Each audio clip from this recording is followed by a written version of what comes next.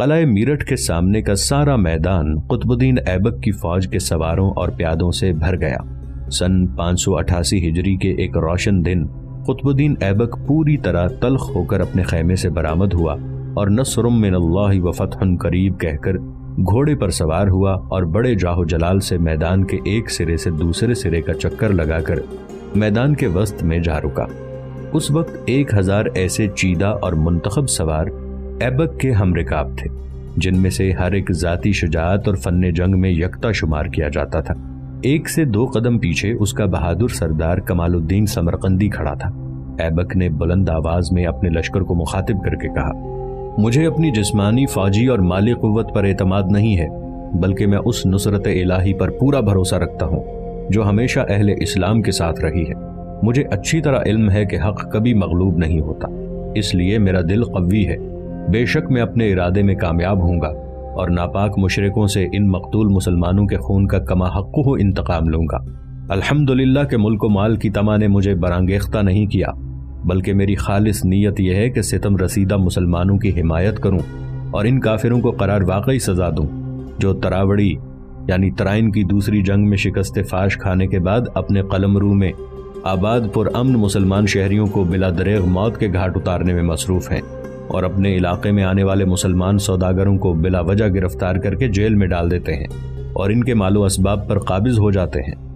خداوند کریم کا لاکھ لاکھ شکر ہے کہ اس وقت میں ہزاروں مسلمانوں کو اپنے بھائیوں کی مدد کے لیے آمادہ اور دلی جوش و خروش کے ساتھ مستعد دیکھ رہا ہوں۔ ہم سب کے دل یکساں اخوت اسلامی کے جوش سے بھرے ہوئے ہیں اور سب کا ایک ہی مدعا اور مقصد ہے، یعنی مجبور اور بے کس مسلمانوں کا انتقام لینا۔ میں خلوص دل سے یہ کہہ رہا ہوں کہ اگر خدا نخواستہ اس وقت میرا لشکر بھی میرے ہمراہ نہ ہوتا تو بھی میرے ارادوں میں خلل واقع نہ ہوتا اور میرا دلی جوش مجھے تنہا کفار کی صفوں کے سامنے لے جا کر کھڑا کر دیتا، اور گو اس کا انجام اور نتیجہ کچھ ہی ہوتا، مگر یہ ضرور ثابت ہو جاتا کہ ایک مسلمان اسلام اور اہل اسلام کے لیے اپنی جان تک کی بازی لگانے سے بھی دریغ نہیں کرتا۔ جس روز سے میں نے میرٹھ اور دہلی کے مسلمانوں کی تباہی کا حال سنا ہے، میں یہ بتانے سے قاصر ہوں کہ اس دن سے میری حالت کیا ہے۔ مجھ پر ایک ایک گھڑی ایک ایک برس کی طویل مدت کی صورت میں گراں گزر رہی ہے۔ میری خواہش ہے کہ جس قدر جلد ممکن ہو اپنے مسلمان بھائیوں کو کفار کی غلامی سے نجات دلاؤں۔ خدا کے فضل و کرم سے اس وقت 9000 سرفروش اس میدان میں جمع ہیں، سردار کمال الدین سمرقندی نے کہا۔ ہنوز ہر طرف سے مسلسل تھوڑے تھوڑے لشکری آ رہے ہیں، تمام ضروری سامان جنگ بھی فراہم ہو چکا ہے۔ آپ نے جس روز سے حکم دیا تھا، ہم خانہ زادوں نے اس وقت سے دن کو دن اور رات کو رات نہیں سمجھا، اور جس قدر سامان جنگ اور فوج اس تھوڑے سے عرصے میں مسلسل کوششوں سے جمع ہو سکتی تھی اکٹھی کر لی گئی ہے۔ اب ہم کسی کے منتظر نہیں ہیں، بس آپ کا حکم ہو تو فوج آگے بڑھے۔ الحمدللہ کہ میرے وفادار اور بہادر سرداران لشکر نے مجھے میری امید سے زیادہ خوش و خرم کیا ہے۔ قطب الدین ایبک نے کہا، مجھے قطعاً یقین نہ تھا کہ اس قدر عجلت سے اس قدر فوج اور اس قدر کافی سامان جنگ فراہم ہو سکے گا۔ کیوں کمال الدین، تم کیا مشورہ دیتے ہو؟ اب ہم اپنی فوج کو کس ترتیب سے اور کس سمت سے بڑھائیں کہ جلد سے جلد قلعہ فتح کر سکیں؟ مناسب ہے کہ اس وقت ہم سب آپس میں مشورہ کر کے کوئی فیصلہ کر لیں۔ محترم سپہ سالار کی خدمت میں عرض ہے، سردار کمال نے کہا، کہ آج الصبح ہم سب خادموں نے بالاتفاق یہ رائے قائم کی ہے کہ اگر آپ منظور فرمائیں تو کل فوج کو 3 مساوی حصوں میں تقسیم کیا جائے اور تینوں حصے ایک ساتھ قلعے کی 3 اطراف سے قلعے پر حلہ بول دیں۔ انشاءاللہ فتح و نصرت آپ کے ہمرگاب ہوگی اور دشمن کفار سورج غروب ہونے سے پہلے ذلیل و خوار ہو کر رہ جائے گا۔ مجھے اپنے سرداروں کی رائے سے اتفاق ہے، ایبک نے کہا، اسی کے مطابق عمل کیا جائے گا، لیکن میں مناسب سمجھتا ہوں کہ حملہ کرنے سے قبل حضور نبی کریم صلی اللہ علیہ وآلہ وسلم کی ایک سنت مبارکہ پر عمل کیا جائے اور مصالحت کی کوئی آخری کوشش کر لی جائے۔ اس مقصد کے لیے مجھے ایک بہادر اور عقل مند پیغمبر کو قلعہ میں بھیجنا ہوگا، اور میں سمجھتا ہوں کہ اس خدمت کے لیے سردار کمال الدین سمرقندی سے مناسب پوری فوج میں کوئی جوان موجود نہیں۔ حضور نے اس غلام کی جو عزت افزائی کی ہے اس کا شکریہ۔ سردار کمال نے کہا، میں ابھی لشکر کفار میں جاتا ہوں، غلام کو پیغام سے نوازا جائے، قلعے میں لشکر کفار کے سپہ سالار سے ملو۔ ایبک نے کہا، اور اس کے سامنے 3 شرطیں رکھو۔ پہلی یہ کہ وہ اسلام قبول کر کے ہمارا بھائی بن جائے، اسے وہ سب حق حقوق حاصل ہوں گے جو ایک مسلمان کو حاصل ہوتے ہیں، اور اسے قلعے کے والی کی حیثیت سے بھی برقرار رکھا جائے۔ اگر اسے یہ شرط قبول نہ ہو تو وہ ہمارے ایک ماتحت کی حیثیت سے قلعے پر اپنا قبضہ بحال رکھے اور ہمیں ہر سال مقررہ خراج ادا کرتا رہے۔ اگر اسے یہ شرط بھی قبول نہ ہو تو تیسری صورت یہی باقی رہ جاتی ہے کہ ہماری ملاقات میدان جنگ میں ہوگی اور اللہ تعالیٰ کے فضل و کرم اور نصرت و حمایت سے ہم اس پر اپنی حاکمیت کا حق ثابت کر دیں گے۔ یہ کہہ کر قطب الدین ایبک نے سردار کمال الدین سمرقندی کو روانگی کی اجازت دے دی تو کمال الدین اپنے گھوڑے پر سوار اسے سرپٹ دوڑاتا ہوا قلعے کے آہنی دروازے پر پہنچ گیا۔ لشکر کفار نے اسے تنہا آتے دیکھ کر خیال کیا کہ پیغمبر آ رہا ہے اور کوئی پیغام لا رہا ہے، اس لیے کسی نے اس پر حملے کرنے کا قصد نہیں کیا۔ کمال الدین نے بآواز بلند کہا کہ وہ لشکر اسلام کے سپہ سالار کا قاصد ہے اور لشکر کفار کے سپہ سالار کے لیے ایک پیغام لایا ہے۔ تھوڑی دیر کے بعد قلعے کے دروازے کی ایک کھڑکی کھلی اور کمال الدین اس کے اندر داخل ہو گیا۔ اگلے لمحے 10 سواروں نے اسے اپنے سپہ سالار کے سامنے پیش کر دیا۔ کمال الدین نے لشکر کفار کے سپہ سالار کے سامنے پہلی شرط پیش کی جو مسترد کر دی گئی، دوسری شرط کو بھی منظور نہ کیا گیا۔ اس طرح کفار نے صلح کی پیشکش ٹھکرا دی۔ کمال الدین کفار کا یہ صاف جواب سن کر رخصت ہوا اور قلعے سے باہر نکل کر اپنی لشکرگاہ کی طرف روانہ ہوا۔ یکایک قلعے کے اوپر سے کمال الدین پر تیروں کی بوچھاڑ ہوئی اور کئی تیر کمال الدین کے شانوں میں پیوست ہو گئے۔ کمال الدین نے اپنے گھوڑے کو نہایت تیز دوڑاتے ہوئے خود کو اپنی لشکرگاہ میں پہنچا دیا۔ اس نے پہلے تو قطب الدین ایبک کو سارا واقعہ سنایا، پھر اپنے شانوں سے تیروں کو کھینچ کر پھینک دیا۔ فوراً ہی ایبک کے خاص حکیم کو طلب کیا گیا جس نے کمال الدین کے زخموں کی مرہم پٹی کر دی۔ اس کے فوراً بعد قطب الدین ایبک نے اپنے لشکریوں کو 2600 نفری کی صورت میں 3 مساوی حصوں میں تقسیم کیا۔ ایک حصے کا سردار کمال الدین سمرقندی مقرر ہوا اور دوسرے 2 حصوں کی کمان ایبک نے اپنے 2 وفادار ساتھیوں محمد غوث اور ظہیر الدین کے سپرد کی۔ پھر یکبارگی تینوں سرداروں نے قلعے کی 3 اطراف سے حملہ کر دیا۔ ایبک نے اپنی فوج کے 1200 چیدہ بہادر سپاہی الگ کر کے اپنے ساتھ رکھ لیے تھے۔ اس طرح قطب الدین ایبک کے پاس 1200 سپاہیوں کی محفوظ فوج تھی جو قطب الدین ایبک کے ساتھ اپنے مورچوں میں ہی ڈٹی ہوئی تھی۔ کمال الدین سمرقندی کی زیر کمان حصے نے قلعے کی ایک طرف ایک بلند مقام پر منجنیقیں لگا کر پتھر کے گولے قلعے میں پھینکنے شروع کر دیے۔ محمد غوث کے حصہ فوج نے جگہ جگہ سرنگیں لگانا شروع کر دیں تاکہ ان میں بارود بھر کر قلعے کی دیواروں کو اڑایا جا سکے۔ ظہیر الدین کی کمان کے لشکریوں کے پاس لمبی سیڑھیاں تھیں جو 20 لشکریوں کو اٹھا کر قلعے کی دیواروں تک پہنچاتی تھیں۔ قلعہ میرٹھ کا والی ہرچند رائے اپنے وزراء اور امراء کے ساتھ قلعے کے ایک بلند مقام پر کھڑا لشکر اسلام کو قلعے کی 3 اطراف سے قلعے کی سمت بڑھتا دیکھ رہا تھا۔ اس کے حکم سے راجپوت تیر اندازوں نے تینوں اطراف میں بڑھتے ہوئے لشکر اسلام پر تیروں کی بوچھاڑ شروع کر دی۔ ہزاروں تیر ایک ساتھ کمانوں سے نکلتے تھے اور کہیں مسلمان لشکری ان کا نشانہ بھی بن جاتے تھے، لیکن لشکر اسلام کے بڑھتے ہوئے قدم کہیں نہ رکتے تھے۔ تیروں کا نشانہ بن کر گرنے کے باوجود مسلمان مجاہد قلعے کی دیواروں کے قریب پہنچ گئے۔ سرنگیں لگانے والوں نے بھی اپنا کام مکمل کر کے ان میں بارود بھروا دیا۔ پھر بارود کو آگ دکھائی گئی تو قلعے کے ایک حصے کی دیواریں اڑ گئیں۔ اس دوران سردار ظہیر الدین کے لشکریوں نے لمبی سیڑھیاں قلعے کی دیواروں سے لگا کر ان پر چڑھنا شروع کر دیا تھا اور سینکڑوں لشکری قلعے پر پہنچ کر راجپوتوں سے جنگ کرنے میں مصروف ہو چکے تھے۔ قلعے کے ایک حصے کی دیواریں اڑ گئیں تو سردار کمال الدین سمرقندی کی فوج ان پر ٹوٹی پھوٹی دیواروں سے گزر کر قلعے میں پہنچ گئی اور بعض بہادر لشکریوں نے قلعے کے دروازے کے محافظوں کو اپنی تلواروں پر رکھ لیا اور جلد ہی محافظوں کو جہنم رسید کر کے قلعے کا دروازہ بھی کھول دیا۔ قلعے میں لشکر اسلام سے 4 گنا زائد راجپوت فوج تھی جو بڑی بے جگری سے مسلمانوں کا مقابلہ کر رہی تھی، لیکن قطب الدین ایبک کے لشکری اس ہمت اور جمع مردی سے لڑے کہ دوپہر تک غنیم کے قدم اکھڑنے لگے۔ قطب الدین ایبک نے اپنے مورچوں سے اس صورت احوال کا جائزہ لیا اور پھر خود اپنے 1200 محافظ لشکریوں کو لے کر بجلی کی طرح راجپوتوں پر گرا اور ان کے جم کر لڑتے ہوئے مختلف گروہوں کو تتر بتر کرنے میں کامیاب ہو گیا۔ ان گنت راجپوت موت کے گھاٹ اتار دیے گئے۔ شہر میرٹھ میں ایک ہلچل مچی ہوئی تھی۔ بعض بوڑھے آدمی لوگوں کو پکار کر کہہ رہے تھے کہ مسلمانوں نے قلعہ فتح کر لیا ہے، اب مال و اسباب ساتھ لینے کا موقع نہیں ہے، جس سے ہو سکے اپنی جان کی خیر منائے اور بھاگ جائے۔ یہ پکار سنتے ہی ایک ہلچل مچ گئی، جو جس طرح بیٹھا تھا اٹھ کھڑا ہوا۔ مائیں بچوں کے ہاتھ پکڑ کر گھروں سے نکل پڑی، ہر شخص گھر بار چھوڑ کر چل نکلا۔ چونکہ فاتح مسلمانوں کی غارت گری اور خونریزی کی انگنت جھوٹی داستانیں زبان زد خاص و عام تھیں، اس لیے باشندگان میرٹھ سے جس قدر جلد ہو سکا وہ اپنے آباد گھروں کو ویرانی کے حوالے کر کے نکل کھڑے ہوئے اور سب دہلی کی جانب بھاگے۔ شکست کے بعد راجپوت سپاہی بھی مختلف ٹولیوں اور گروپوں کی شکل میں دہلی کی طرف بھاگ رہے تھے، اور قطب الدین ایبک کا لشکر ان کا تعاقب کر رہا تھا اور بھاگتے ہوئے راجپوتوں کو قتل کرنا چاہ رہا تھا۔ قطب الدین ایبک بھی مفروروں کے تعاقب میں تھا، اور سردار کمال الدین سمرقندی بھی اپنے دستے کے ہمراہ مفرورین کے تعاقب میں مصروف تھا کہ اس نے ایک مختصر جماعت کو دیکھا جو یکلخت رک کر اپنے تعاقب کنندگان سے برسر پیکار ہو گئی۔ اس مختصر جماعت میں سے ایک سوار کے سوا جو اپنی جگہ پر قائم رہا، سب کے سب راجپوت سپاہی دیوانوں کی طرح برچھے تانے ہوئے مسلمانوں پر لپ گئے۔ کمال الدین نے یہ دیکھ کر بڑے شجاعانہ لہجے سے اپنے ساتھیوں کو للکارا اور کہا، کوشش کرو کہ ان کافروں میں سے بعض کو زندہ گرفتار کر لیا جائے۔ یہ سنتے ہی مسلمانوں کے ہاتھوں میں کمانیں کڑکیں اور تیروں کی بوچھاڑ ہونے لگی۔ راجپوتوں کو ابھی حملہ کرنے کا موقع نہ ملا تھا کہ خارا شگاف تیروں نے ان کے دل و جگر میں گھر کر لیا۔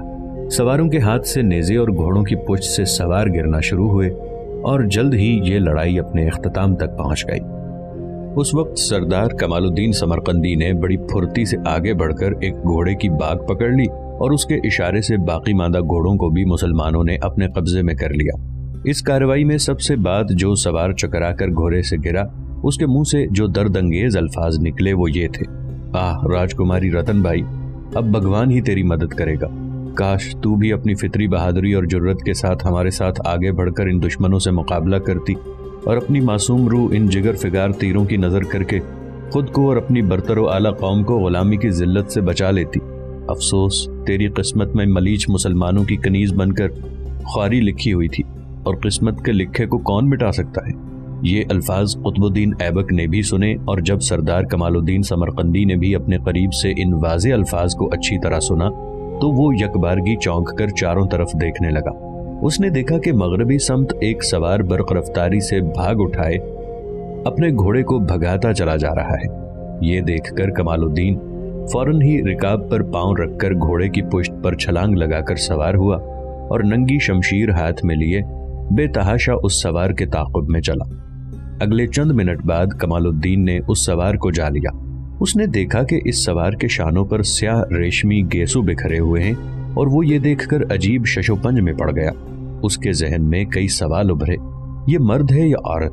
اگر وہ حیرت کے عالم میں کھو نہ جاتا تو اس سوار کی خیر نہ تھی۔ کمال الدین کے ہاتھ میں ننگی شمشیر بلند ہو چکی تھی، اور اس نے سوار کے برابر پہنچ کر اس کے ہاتھ سے باگ کھینچ کر کہا، راجکماری رتن بھائی اب بس رک جاؤ۔ اس موقع پر کمال الدین نے اپنی فہم و فراست سے کام لیا تھا، کیونکہ اس مجروح سوار نے جس کی خیر و عافیت کے بارے میں اظہار تشویش کیا تھا وہ یہی لڑکی تھی، اور اسی کا نام راجکماری رتن بائی تھا۔ باگ کھینچنے کے ساتھ ہی گھوڑا رک گیا، اور اس انتہائی حسین و جمیل لڑکی نے ٹھنڈی آہ بھر کر حسرت و یاس بھری نظروں سے ایک بار آسمان کی طرف دیکھا اور اپنی شرمگی آنکھیں جھکا لی۔ اس کے گلابی رخساروں پر جو پھول کی مانند شاداب تھے، یک لخت زردی چھا گئی۔ اس کی سرما آلود آنکھوں سے مسلسل آنسو بہ رہے تھے۔ کمال الدین نے ایک بار غور سے اس کے چہرے کو دیکھا، اور خدا جانے کس خیال نے اسے اس پر مجبور کیا کہ وہ اس لڑکی کی تسلی و تشفی کے لیے چند الفاظ کہے۔ وہ بولا، سنو راجکماری رتن بھائی، تمہیں اس قدر پریشان اور بدحواس ہونے کی ضرورت نہیں۔ سر دست یہ مصلحت کے خلاف ہے کہ تمہیں تمہارے حال پر چھوڑ دیا جائے اور ہم تمہاری راہ نہ روکیں، لیکن میں خلوص دل سے تمہیں یقین دلاتا ہوں کہ تم ہماری نگرانی میں خاطر خواہ آزادانہ زندگی بسر کرو گی اور ہر قسم کے ظلم و ستم سے محفوظ رہو گی۔ تم مسلمانوں کے متعلق ظلم و ستم کی انگنت جھوٹی کہانیاں سنتی رہی ہو، اور تمہیں شاید اپنے بارے میں بھی اسی قسم کے ظلم و ستم میں گرفتار ہونے کا احتمال ہوگا، مگر تم نے مسلمانوں کے بارے میں جو کچھ سنا ہے 100% غلط ہے۔ مسلمان اپنے فوجی قیدیوں کے ساتھ ہرگز برا برتاؤ نہیں کرتے۔ آؤ، میں اپنے سپہ سالار سے بھی، اگرچہ اس کی ضرورت نہیں، محض تمہارے اطمینان کے لیے تمہاری سفارش کر دیتا ہوں۔ ابھی سردار کمال الدین سمرقندی نے اپنی بات مکمل نہ کی تھی کہ قطب الدین ایبک اپنے ہمراہیوں کے ساتھ وہاں پہنچ گیا۔ کمال الدین نے راجکماری رتن بائی کے گھوڑے کی باگ چھوڑ دی اور ایبک سے رتن بائی کی طرف اشارہ کر کے کہا کہ یہی راجکماری رتن بائی ہے۔ تمہیں اس کا نام کس طرح معلوم ہوا ہے؟ ایبک نے پوچھا۔ कमाल उद्दीन राजकुमारी रतन बाई से मुखातिब होकर बोला, क्यों लड़की, क्या तुम्हारा ही नाम राजकुमारी रतन बाई है? राजकुमारी न जबान से कुछ बोली और ना ही इशारे से कुछ बता सकी, और जब देर तक इस सवाल का जवाब न दे सकी तो कुतुबुद्दीन ऐबक और कमालुद्दीन दोनों ने महसूस किया कि वो खौफ और दहशत से कांप रही है और उसके नाजुक नाजुक लबों में एक गैर महसूस हरकत पैदा होकर नातमाम रह जाती है। ऐबक के दर्द आशना दिल पर लड़की की इस कैफियत ने अजब असर मुरतब किया। वो लड़की के करीब होकर बोला, ऐ हिंदू लड़की, तुझे जल्द ही पता चल जाएगा कि इस वक्त तेरे दिल में जो वहशत खेज ख्यालात पैदा हो रहे हैं और जिनके बायस तेरी हालत बद से बदतर होती जा रही है, वो खिलाफ हकीकत हैं। एक मुसलमान कैदी को तो हिंदुओं के असीरे में तेरी तरह बेकरार होना ही चाहिए, लेकिन हिंदू कैदी जो मुसलमानों के कब्जे में आ जाता है वो अपनी तकदीर के तहत अपनी कौम से तो बिला शक व शुबा जुदा रहता है, लेकिन उसे मुसलमानों की तरफ से किसी जुल्म सितम और दिल आजारी का कतन कोई अंदेशा नहीं करना चाहिए। ये सुनकर राजकुमारी रतन बाई ने लरजती हुई आवाज से कहा कि जनाब, ये मुसीबत क्या कम है कि अपना घर बार, शहर और दियार हमेशा के लिए छूट जाएं और अपनी सख्त जानी की बदौलत सारी उम्र बहसीयत एक कनीज बसर हो। मुझे अपनी इस बदनसीबी का कभी गुमान तक न गुजरा था। दरअसल तुम इससे वाकिफ नहीं हो। ऐबक ने कहा कि जब तक दिल में किसी शय की मोहब्बत कायम रहती है उस वक्त तक उस चीज की मुफारकत और जुदाई नागवार गुजरती है। तुम ये नहीं कह सकती कि आज की तरह हमेशा सरजमीन मीरठ की मोहब्बत तुम्हारे दिल में बरकरार रहेगी। अगर ये मोहब्बत कायम दायम रही तो फिर तुम्हें यह भी याद रखना चाहिए कि यह मोहब्बत हमेशा तुम्हारी जिंदगी को तल्ख बनाए रखेगी। बाकी रहा कनीज होने का मामला, तो ये जरूरी नहीं है कि कनीज बनने का असर हर इंसान पर यकसा हो। अफसोस कि अब मुझे हमेशा एक गरीबुल वतन कैदी की हैसियत से जिंदगी गुजारनी पड़ेगी, राजकुमारी ने कहा। लेकिन तुम मुसलमान कैदियों से ज्यादा बदनसीब नहीं हो, ऐबक ने कहा, जिन पर हिंदुओं के हाथों कैद होकर वो मुसीबत पड़ती है जिसका बर्दाश्त करना कुव्वत बर्दाश्त से बाहर है, और जिसे तुम भी देखो तो शायद तुम्हारा मुतासब दिल भी दर्दो गम से लबरेज होकर रह जाए तो कुछ अजब नहीं। तो क्या मुझसे उन मुसलमान कैदियों का इंतकाम लिया जाएगा? राजकुमारी ने कहा। हम तुमसे तो उनका बदला नहीं लेंगे, ऐबक ने कहा, लेकिन इंशाअल्लाहुल अजीज जे चंद वाली कनूज और दूसरे राजाओं से एक दिन मुसलमानों पर मजालिम का जरूर इंतकाम लिया जाएगा। आप मुझे माफ क्यों रख रहे हैं? राजकुमारी ने कहा। इसलिए कि तुम एक औरत हो, ऐबक ने कहा। मैं तुम्हें सरदार कमालुद्दीन समरकंदी की तहवील में दे रहा हूँ और उम्मीद रखता हूँ कि तुम्हें कोई तकलीफ ना होगी। सरदार कमालुद्दीन हर तरह तुम्हारी दिलजोई करेगा, इसलिए कि तुम एक औरत हो। इस फिक्रे ने राजकुमारी रतन बाई के खौफजदा और नादान दिल पर जो असरात मुरतब किए और जिन ख्याल को उसके जहन में पैदा किया, अगरचे इन ख्यालात का उस जुमले के असली मफहूम से कोई ताल्लुक न था, लेकिन ये जरूर हुआ कि वो इस जुमले का मफहूम अपने लिए बहुत अच्छा समझी। उसकी आंखों से जो आंसू बह रहे थे यकदम थम गए और उसके दिल में खौफ व हरास की जगह खुद ब खुद एक खुशाइंद कैफियत पैदा हो गई। उसने अपने आंसुओं के खुश्क हो जाने पर एक गलत अंदाज निगाह से अपने सैयाद सरदार कमालुद्दीन के हसीन चेहरे को देखा और उस पर अनहोनी ये हुई कि राजकुमारी के दिल ने कमालुद्दीन को पसंद कर लिया। चश्मे ज़दन में सूरत हाल में ज़बरदस्त तब्दीली वाक़े हो गई।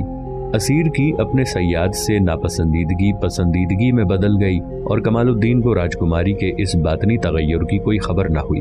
अचानक सरदार कमालुद्दीन ने राजकुमारी से मुखातिब होकर कहा, क्या तुम अपने बारे में सच्चे हालात इससे कबल के किसी दूसरे के जरिए मालूम हो खुद अपनी ज़बानी बता सकती हो? मैं अपने सच्चे हालात बताऊं? राजकुमारी ने चौंक कर कहा। कमालुद्दीन ने कहा, हाँ, मैंने तुमसे अभी सिर्फ तुम्हारे ही हालात पूछे हैं। हाँ, मैं अपने हालात जरूर बताऊंगी, राजकुमारी ने कहा। कमालुद्दीन ने पूछा, क्या अब हम तुम्हें राजकुमारी रतन बाई के नाम से पुकार सकते हैं? राजकुमारी ने जवाब दिया, आप मुझे इसी नाम से पुकार सकते हैं, मैं इसे अपना ही नाम समझूंगी। बात इस तरह न बनेगी, कमालुद्दीन ने कहा। तुम ये बताओ कि क्या ये तुम्हारा ही नाम है या नहीं? हालांकि मुझे बखूबी इल्म है कि यह तुम्हारा ही नाम है। आपको जल्द ही मेरा नाम मालूम हो जाएगा, राजकुमारी ने कहा। आप जरा सब्र से काम लें। अच्छा ये बताओ, कमालुद्दीन ने कहा, इस वक्त तुम कहाँ के इरादे से जा रही थी? मेरा इरादा दिल्ली जाने का था, राजकुमारी ने कहा, लेकिन अब पता नहीं किस्मत कहाँ ले जाती है। काश मैं चंद रोज कबल मीरठ से निकल जाती तो मुझे ये रोजे बद देखना नसीब ना होता, लेकिन अफसोस मेरी किस्मत में ये असीरी लिखी थी। कुतुबुद्दीन ऐबक वापस मीरठ की तरफ रवाना हुआ तो कमालुद्दीन के एक साथी ने कहा, अब यहाँ ज्यादा रुकना मुनासिब नहीं है। हम शाहराह आम पर खड़े हैं, मुबादा कोई ऐसी ही बला फिर नाजिल हो जाए, इसलिए आइए हम भी मीरठ की तरफ लौट जाएं। اپنے ہمراہی کے یہ الفاظ سن کر بے ساختہ کمال الدین کے منہ سے نکلا، خدا کرے کوئی ایسی بلا اور بھی نازل ہو